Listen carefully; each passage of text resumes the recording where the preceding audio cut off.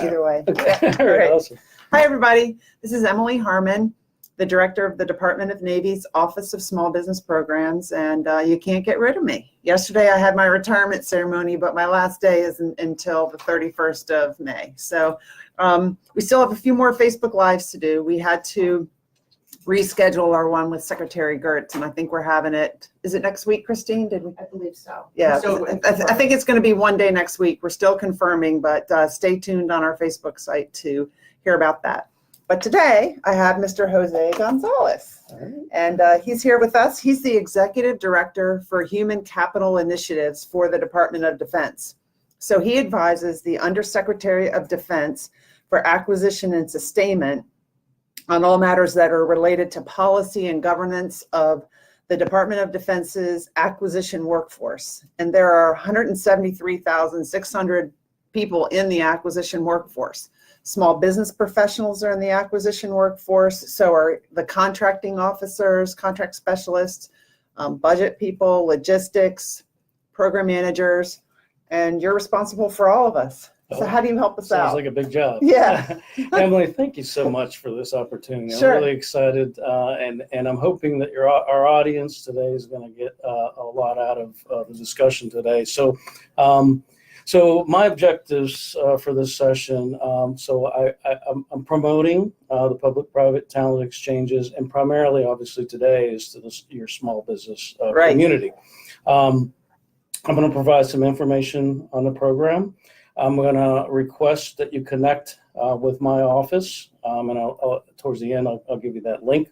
And ultimately, I'm asking for you all to consider joining my biweekly telcons that give you more real-time information about the possibility of being actively involved in our talent exchange program. So talent exchange, meaning a small business employee can come and work in a Department of Defense office. Correct. For how long? It can be, the implementation says anywhere from 3 months to 2 years, but even within that, there's some flexibility. That's all. So I hear a lot from small businesses about how we need to change some things, and you'd really see and see how we operate and come up with better ideas of how we can change things. So we definitely want the ideas of small businesses. Yeah, Emily, this is all about change, right? Yeah. And this is about the Department of Defense taking advantage and learning from our private sector, our small business participants, our non-traditional small business participants. There's so much value to the government, but I'm going to talk to you about the value that there is to the small businesses as well. Okay. So a little bit, can I provide a little bit of background? So a Yeah. little bit of background. So, and what we will do, if you're interested in joining this program and you contact my office, we will send you literature. Information and details more specific than what I'll be able to provide today. So Section 1104 of the NDAA 17. Oh, so the NDAA is the law, like the It's the National law. Defense Authorization Correct. Act. So in 2017, they allowed this. So, right, they provided the Department of Defense some very unique authorities. They actually provided the authorities to the components, that's the services, Army, Navy, Air Force, Marine Corps, and the agencies to engage with the private sector in talent exchange opportunities. Wow. So that's the authority that we got. I need you all to know that as part of those authorities, there was a 20% small business requirement. So the Congress recognized the value of the small businesses to the Department of Defense. Right. So that's why I'm here. That's the primary reason I'm here. My job is to support and certainly abide by the authorities and the laws that we have. So there's a lot of work that we have to do. So 20% of the total participants? Total participants, correct. Okay.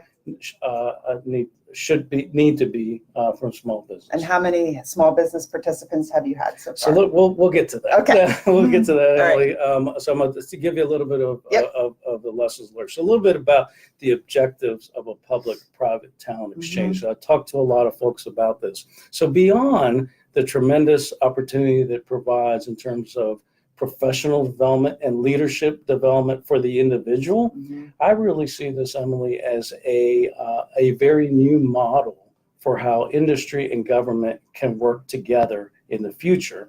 And the value is in exchanging business practices, innovative processes.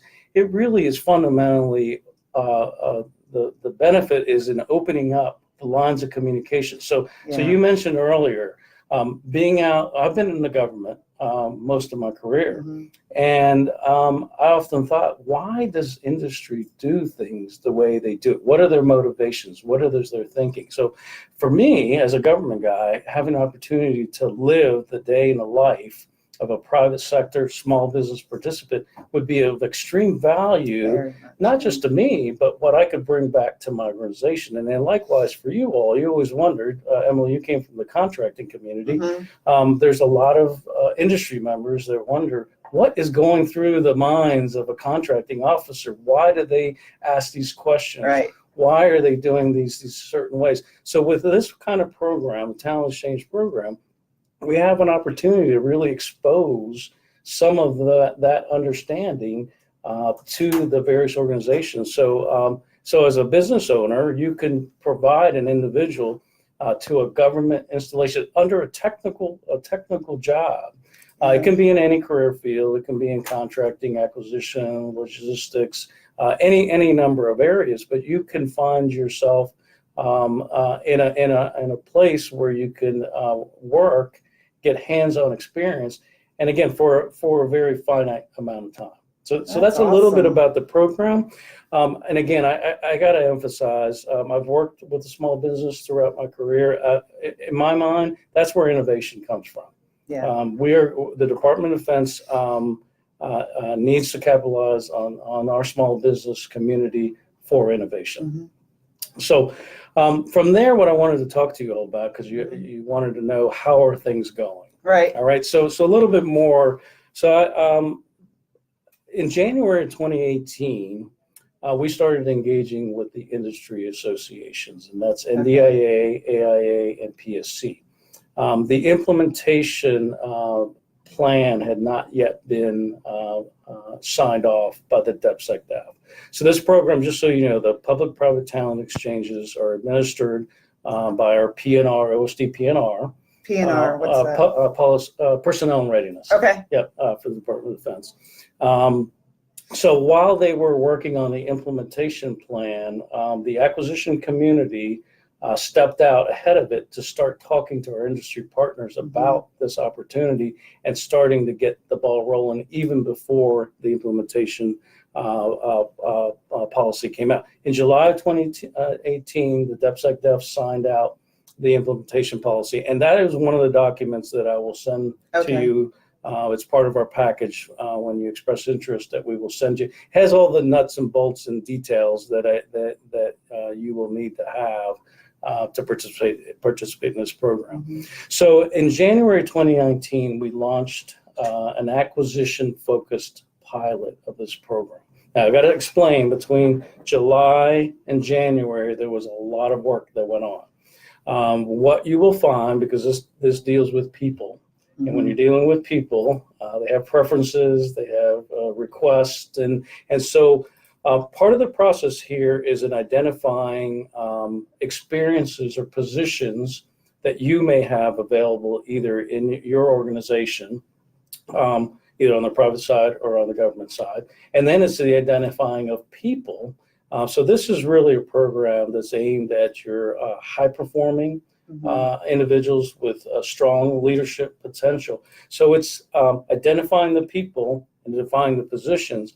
That I found was not that hard, but the matching, we found that takes a lot of work. So there was a lot of work that went on between August of last year and January in making those matches between people and these opportunities.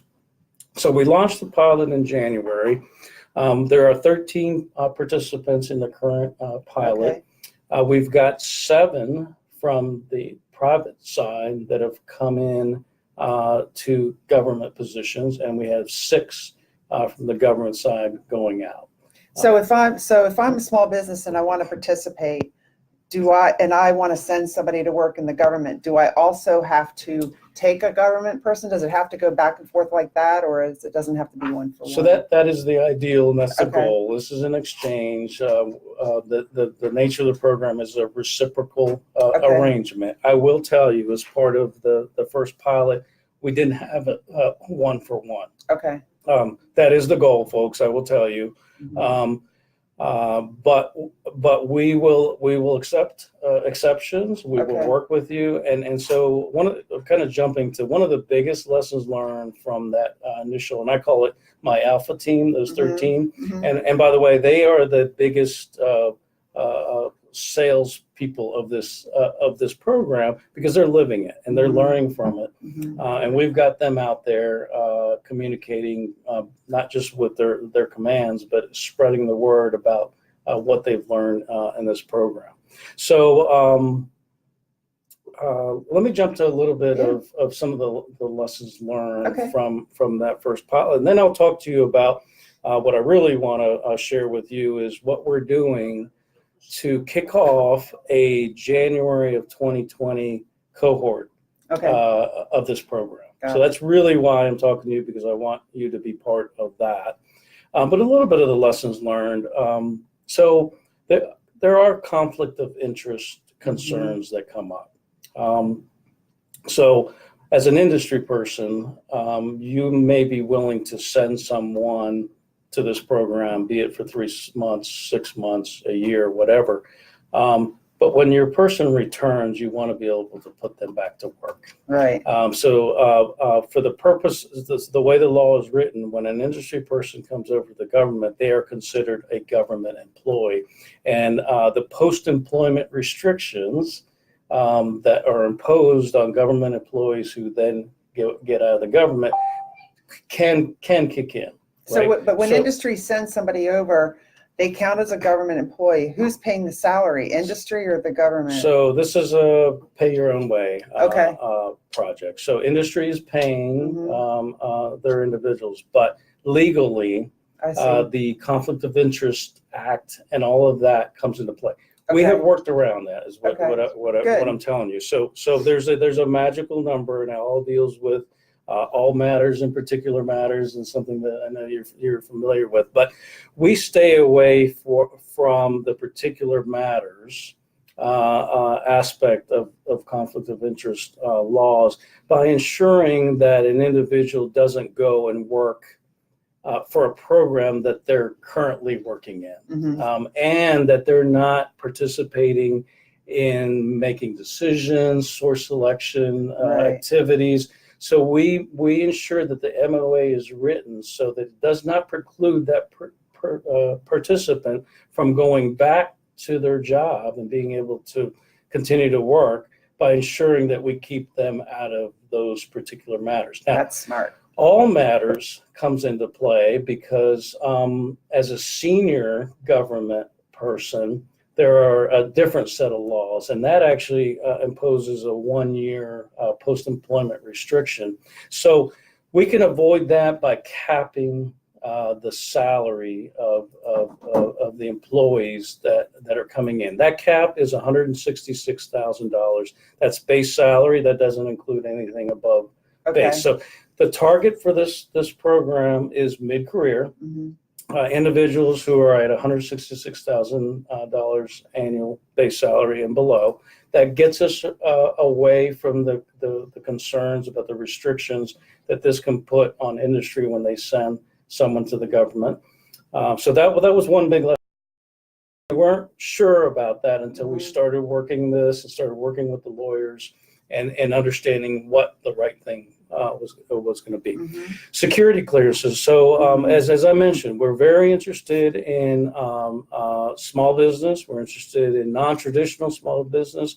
We're interested with folks that might not have a security clearance. Okay. So that's not a hindrance. What we found is, so yes, because a Mhm. lot of the government organizations require a Right. minimum of secret clearance. We tackled that. We saw that as an issue, so we started finding places where they could participate in a less than classified location. I have one example. Good. Ms. Tynes Seabold from General Dynamics down in Tampa. She did not have a security clearance. And we were able to work with the SOCOM group down there in Tampa. They have that Softworks operation. Right. And it is it's outside the gate. And so so you will find that in part of my plans for the next program, this could kick off in January 2020, I'm actively looking for locations like that where the government is outside the gate or in less than cleared. So that's one thing that we found that was an inhibitor to really fully implementing. So the conflict of interest, security clearances. Now, you asked about small business participation. Now, so the number of small businesses that we had participating in the first pilot was 0. So who's going to be the first one? So let's go, guys. So that's why I've made this my number one priority for the second tranche of this pilot is to work small business participation. So I think by promoting the program, getting the word out, getting you all to call us, be part of our biweekly telecons, we can work through whatever it is that's inhibiting small business participation. Okay. The answer is I don't know what the inhibitors are. I need to learn from you all so that we can work through this, so that the Department of Defense and we can satisfy our 20% requirement. So participating in the calls that you're having would help you learn about what the problems might be. Absolutely. And I think that's what we didn't do enough of last time. That's how you learn. And so that's absolutely how we learn. A couple others, because some of the opportunities are in the research and engineering areas. Concerns about intellectual property have come up. Okay. And so with the MOAs that I'll talk to you about later that are part of this, we just got to make sure that there's agreements that are put in place so that we understand how to handle the opportunity. Say we have an industry person that's working in some laboratory activity and they say, hey, have you ever thought about moving A to B? Well, that is a major finding. And so who owns that intellectual property or that activity? So those are things that you got to just work through and get it in writing. Key to this, and I'll tell you folks, is flexibility. And it's more exercising flexibility from the government standpoint. When we're working with industry, we got to understand you have a lot of different pressures that are on you, and to the extent that the government can be very flexible. And so the 2018 implementation of this memo provides some of that flexibility. So we have to exercise maximum flexibility. It could be in terms of the duration of time. So you will find that we've set the time at 6 months. There's nothing really magical about 6 months. We did learn from the first pilot that 6 months is about right. But the law does allow anywhere from 3 months to 2 years. So I mentioned Tyne earlier. So Tyne actually did a lot of things for us. We actually found from Tyne that her company needed her back. And they needed her back before the 6 months. Okay. So I initially said, oh, time out, no way. We have an MOA. But then I thought about it. Look, we have to demonstrate flexibility on the government side. It just so happened they really, really needed her. Things changed, projects changed, and we sent her back. By the way, she did get a promotion out of this. Cool. So, look, this is working out really good for everyone. So that's one. There's another one in terms of flexibility. We had another young lady from Booz Allen Hamilton who went to Spay War. And she was looking for different experiences. And so we worked with Spay War to identify different horizons, different experiences. What I'm telling you is that even though we established a position description and we're now calling it experience description, we want to be flexible. And on the government side, if an individual expresses or the company expresses a particular need, we should show flexibility, because this is really, it's not just about the individual. We want the individual to get a good experience, but we should accept the feedback that we're getting from both the industry and the individual, and we should be flexible enough to be able to make it work for all. So those are the major lessons learned. Oh, this is not a job swap. It really cannot look at it as I'm giving you this person to do this job, and in return, I'm getting somebody to do it. It really has to be broader than that. This is not a job swap. This is an opportunity to expose an individual to a broad range of activities. So to the extent that we can write the position descriptions broad enough that allow the individual to get a more fruitful experience, the better. Yeah. So that's pretty much what we learned from the first pilot. The individuals have come in for a midpoint checkpoint that happened at the end of March with the Undersecretary of Defense, where the individuals were sharing what they learned. I will tell you, by far, all the experiences have been extremely positive from the industry side.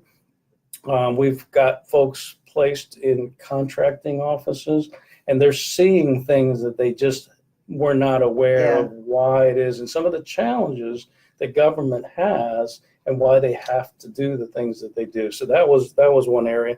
From the industry, from the government folks going out to industry, they have found themselves being able to go to meetings with very senior executives from industry, and they're seeing the strong collaborative nature that exists within industry. Those are just some examples of the things that we heard from the first tranche of folks, and they'll be concluding at the end of June. We've got a closeout planned in July.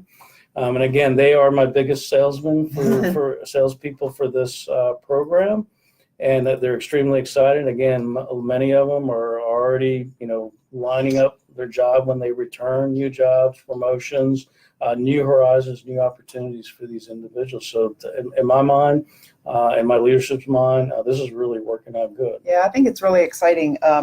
Within our office, we have people on rotation a lot, and we see quite a few people out there, but a lot of them are people that aren't our employees. They're on rotation from other offices. And I definitely think, and I don't know if you learned this, but a couple things I've learned by having people on rotation is that it's really important who they're assigned to. Absolutely. Because that person has to be able to delegate, has to take an interest in that employee.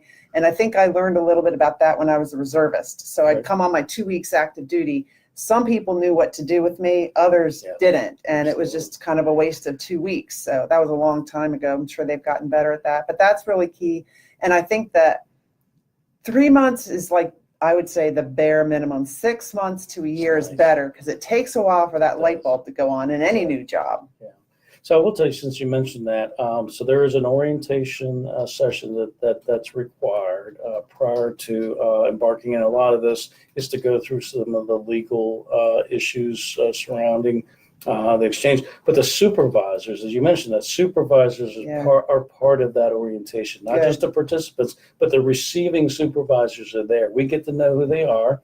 They understand what the program is all about, and we ensure that there's a good matching between the supervisor and the participant, so that it's as best of an arrangement as possible. So if I'm a company located in California and I wanted my employee to come work for the government, would you try to find a place in California? Absolutely. Okay, so because if it was in DC, then the company would have to pay for the TDY, right? So I try to didn't. make it cost effective. I'm sorry, Emily. Yeah, I didn't mention that was one thing that I learned as well. Geography is everything. So as we were making those final matches, we started learning about people's preferences to either travel or not travel, and then the expense associated with that. So we've got a map, and we'll share this map with you, and it's primarily where all of our government locations are. And I'll tell you, obviously, there's DC, Huntsville, Southern, Northern California, Philadelphia, Warren, Michigan, Florida. So we will share that with you all, because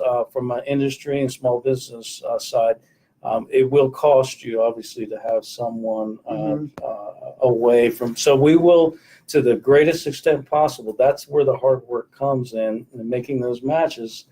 If geography matters and people are uprooting themselves away from their families, and in many cases that does matter a lot, we want to try to make those matches so it's mutually beneficial. Right. Yeah. Okay. So the government employee, the government supervisor,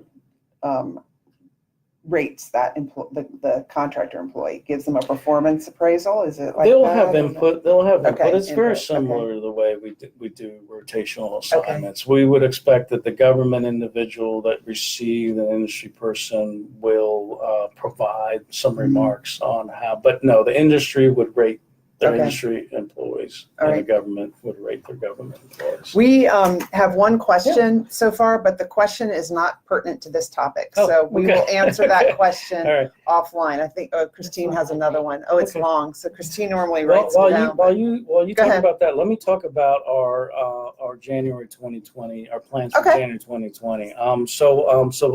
Through the months of March through July, I'm strongly promoting the program. Come August, we're going to be kind of closing the books, pencils down. We're going to start focusing on those matches. So March through July, I'm sorry, May through July, that's why I'm here today. We will promote the program, start the biweekly telecoms. We've already had one. And we'll start identifying the positions, position descriptions, experience descriptions that are available, and start identifying the candidates. But come around August, we'll start closing and start the process of the matches. So I mentioned this is we plan to launch we had the Alpha team in January 2018. This is the Bravo team. Will be in January 2020. By the way, in the future, we're doing these as cohorts. Groups of individuals, but the authority envisioned that this just naturally happens and it doesn't have to be a collection. What we're doing with piloting these programs is we're trying to identify what the barriers and challenges are so that the components can just run with these in the future, and they won't be tied possibly to a cohort. To a cohort. But we started the biweekly telecons. The biweekly telecons are important because this is an opportunity for us to share information with you all. It exposes the process. We'll provide you with the maps, with the calendar of events. But here's what's really, really important, and I mentioned this to you earlier, Emily, is that I don't have a process, steps A through D identified for this. I'm learning through this. And there's extreme value for me, in addition to for you, for me to learn from the kinds of questions that you might raise during this telecons. And the reason we do these telecons, we have everyone. And it was a pretty big telecon last week. It wasn't quite 100 people, but there was a lot. But we're sharing information, so you may ask a question that someone was thinking or hadn't been thinking about, and so there's this, this we are able to scale it, and people are able to learn collectively. So here are my priorities for the January of 2020, and I think my staff laughed initially, but while we had 13 participants in the Alpha team, I wanted to multiply that by a factor of 10. It's a stretch goal. I need 130 participants in the Bravo team. So I'm pushing it and to that. So I want to grow it. I want to focus on small business. Again, that is my priority for the January 2020. Then I want to seek out those unclassified or opportunities where I can get folks that are not cleared to participate in this. So those are my big three priorities for the January 2020. Because I guess you could get them clear, but it would just take too long. It takes too long. So that Absolutely. You're just going to try to find a job that they can do that without being clear. Absolutely. So those, again, I'm not looking for the easy to do, although we'll take anyone who wants to participate. But I'm looking for the hard challenges where we can figure out solutions so that these can be done easily in the future. So I want to make sure that the listeners understand what we're talking about, because I'm not quite sure, because some of the questions that are coming in. We're talking about how a government employee can go work out in industry, and then an industry employee can come and work within the government. So we're not talking about contractors coming in and doing business with us. We're talking about one of your employees coming in and working as a government employee. And so one of these questions is, this company is a minority business, and they support some, I don't know what NEPA is, public involvement scopes. often as subs to prime contractors. And we facilitate work groups, we provide sustainability consulting, we provide strategic planning around climate change or other potential risks. And we use frameworks based in adaptive planning, human-centered design, design thinking. Do any of these services meet the Navy's needs? And so that question is a good question. I'm sure that we already have a video on how to do business with us, but if you had somebody that did this kind of work that wanted to come work for the government, and there might be an opportunity for an employee to come into the government and do some adaptive planning or human-centered design or design thinking with us. Correct. Possibly. But, yeah. So the difference is, we're not contracting for your services as part of this. This is an opportunity for you to identify someone within your organization that you see with extremely high leadership potential, and you want to broaden them by sending them at your expense to work for some period of time in a government position, with the thought that they will be sharing some of their best practices with the government, but that they come back to your organization saying, hey, I learned all of these things, and here's things that we can maybe change within our company that position ourselves to working better with the government in the future. And then we learn how to position ourselves to work better with you. So, here's a company, Parts Life Incorporated, you're tuned in, Jeannie Whitfield. So maybe there's somebody at your company that would be interested in coming and working for the government for a year. If you're able to support that, or for 6 months, your company would learn and we would learn from your company. And this is broader than Navy, because the first comment was related to the Navy. So these opportunities can be in the Air Force, in the Army, in the Navy, and a variety of agencies, Missile Defense Agency, DCAA, DCMA, DLA. There's a lot of government opportunities where you may find yourself geographically near one of these organizations. And again, for 3 month to 6 month kind of opportunity. Tremendous opportunity to develop your people and to get insights that you wouldn't otherwise be able to get. Here's a question. What about, for example, a cybersecurity expert in the government coming to work with my organization to educate me on government best practices? Absolutely. So that's what we're looking for. Yeah, so that would work good. Again, we are looking for those reciprocal opportunities. We have done a lot of government going out. We've been doing that for a very long time. The issues and the challenges have been industry coming into the government. That's my primary focus. But this is an exchange program, so we'll support either direction, and hopefully in both directions. Is what we're looking for. Yeah. So Thomas Perry liked your response about the cyber. Okay. So you've got your priorities, and so if a company says, yes, I want to participate in this exchange program, what's their next step? This is awesome. So that's really where we need to go next. So so I would invite you to connect with us on I'm going to cite a website here, www.hci, and that's Human Capital Initiatives, www.hci.mil. And then / PPTE, Public-Private Talent Exchange, PPTE.html. Right, and we've got that in the comments too, so you got it. So you can, again, all you really need to remember is hci.mil. Go to that website, find the Public-Private Talent Exchange page. Look for Miss Aisa Tovar. She's my lead program manager for this. Her deputy program manager is Miss Maggie Sizer. So contact either Aisa or Maggie. Go to the site, get the information, call or email them. They will immediately send you all the information about this program, and then they will add you to our next bi-weekly call, which happens to be next week, 22 May, Wednesday at 3 p.m.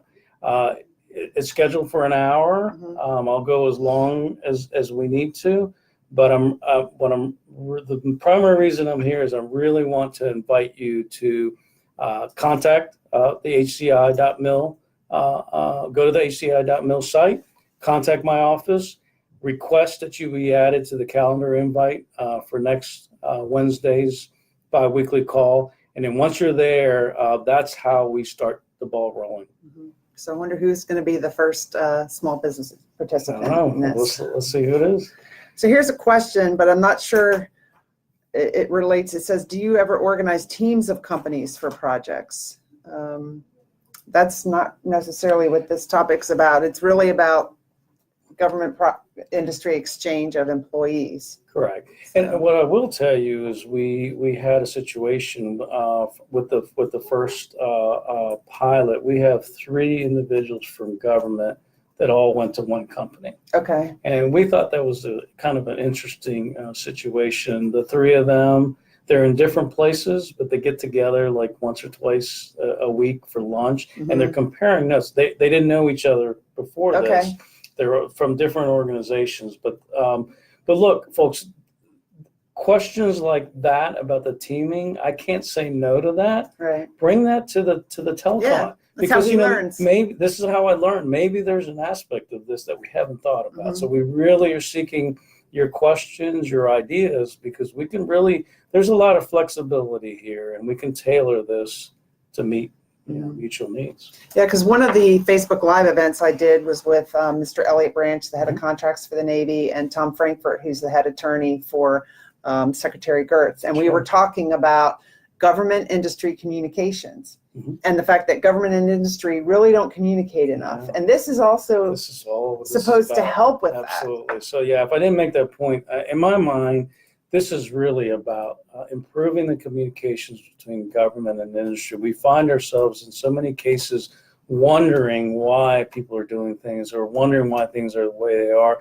The government and industry do not communicate as well as they should. And with your background, Emily, I know in contracting, there are certainly times when that communication needs to be controlled. Right. But there are so many other times when you just need to know something. It's a matter of knowing who to call. Right.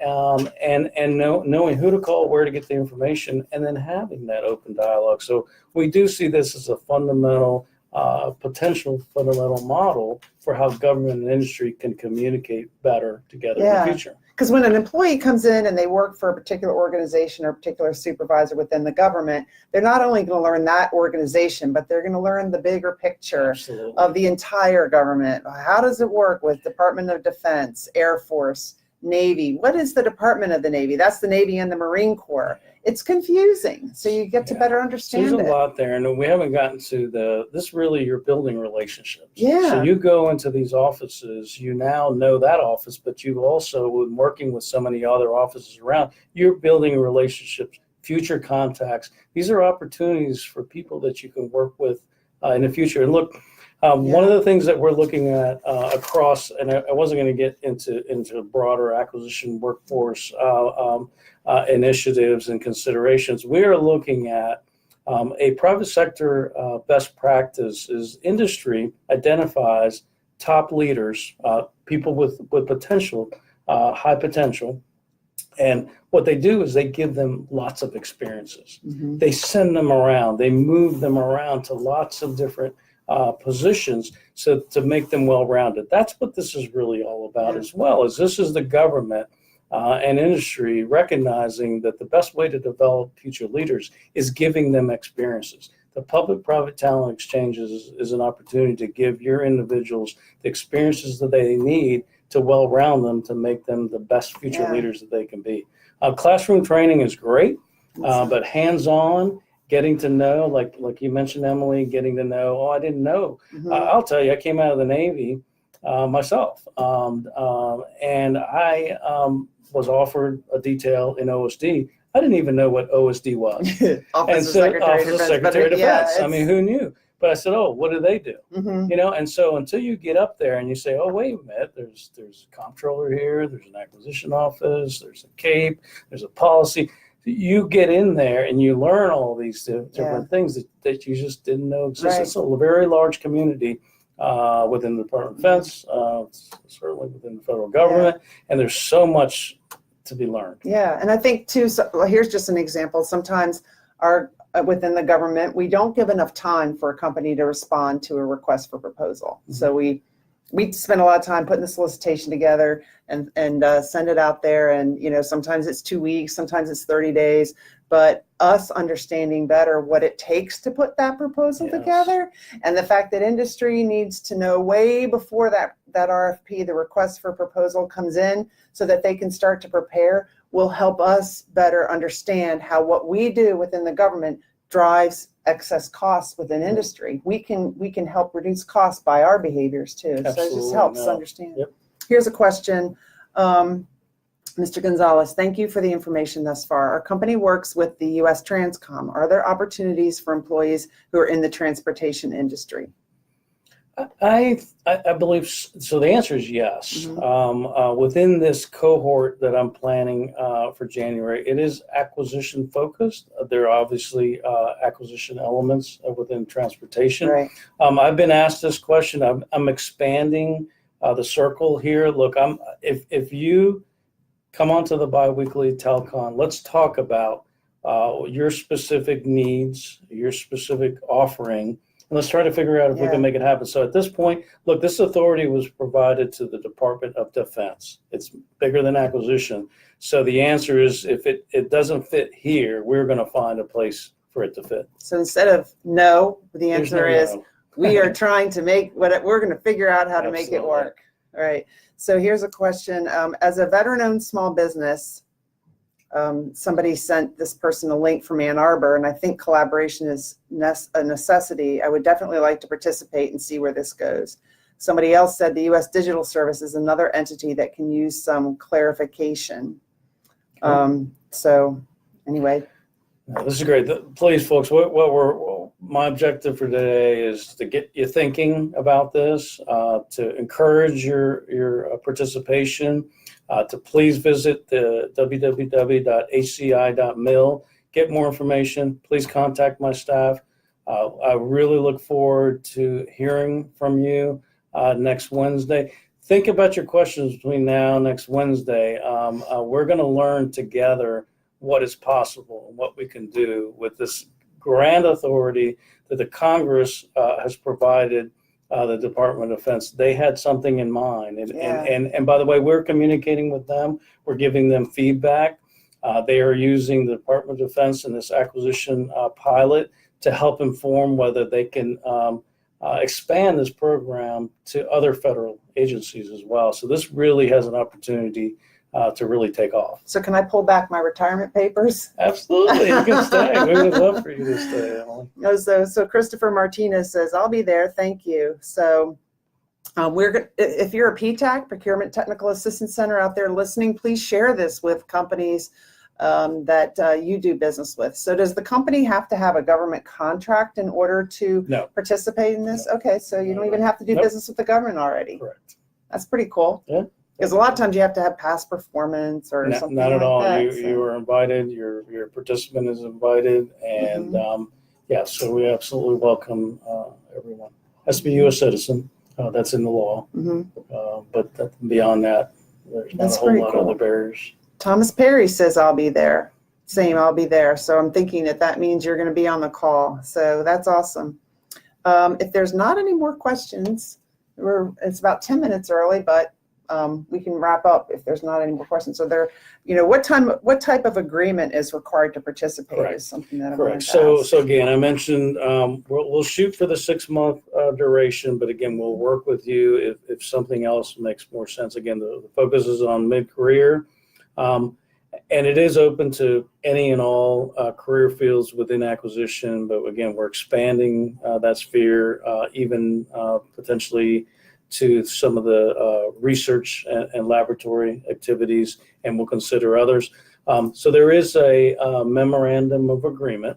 It's when we send you the implementation memo from the Deputy Secretary of Defense, there's a sample MOA. Okay. So that is the kind of the binding document between the two organizations. and it's signed at appropriate levels.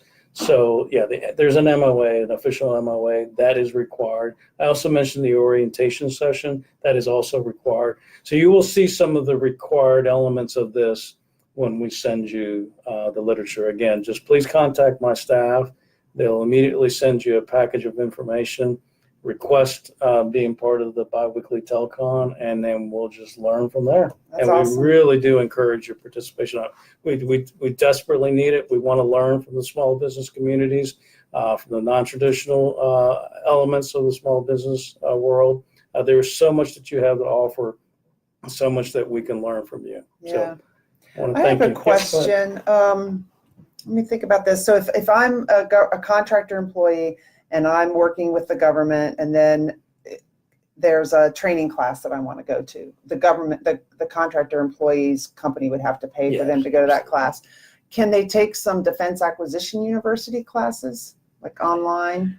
Let's talk about that. There might be some DAU classes. I think the answer is yes. Mm-hmm. I've talked to the DAU offices, and those courses are available to our industry Mm-hmm. members. Mm-hmm. Whether they need to have an existing contract or not, that let's talk about. Okay. And then maybe there's a potential, if you're part of this program, maybe that helps to get you in. Yeah. So let's talk about that. Yeah. I'm very interested in following up on that. Mr. Anderson says, thanks for putting this together. Been very informative. I look forward to future events and the biweekly telecon. And so thank you, everybody, for listening, and share it with other people. In order for Mr. Gonzalez to get to the 20%, we need a lot of companies, small businesses participating. Correct. You want 20% of the participants at a minimum. Correct. To be representative of small businesses. So that and the 130 participants. And 130 participants. So right. You do the math. I'm not going to do the math on Facebook Live. Absolutely. All right. Thank you so much, Emily, for the opportunity for this platform. And I really do look forward to hearing from all of you. All right. We look forward to it too. So there's a few more Facebook Lives coming up. We'll post the dates and the times, but we have Secretary Gertz, the Assistant Secretary of the Navy for Research, Development, and Acquisition. We have another one coming up on acquisition integrity, and we're working on scheduling another one on the rulemaking process, which is how the FAR and DFAR are written. You know, how do we take laws and put them in the FAR and DFAR? And the person that's doing this is the Department of Navy's representative on the FAR. I think she's on the DFAR Council, but she knows both inside and out. So she'll be a good expert to participate. Thank you very much, everybody. Bye. Okay, let's see if I can end it. Like, there we go. Yeah, I'm ending it.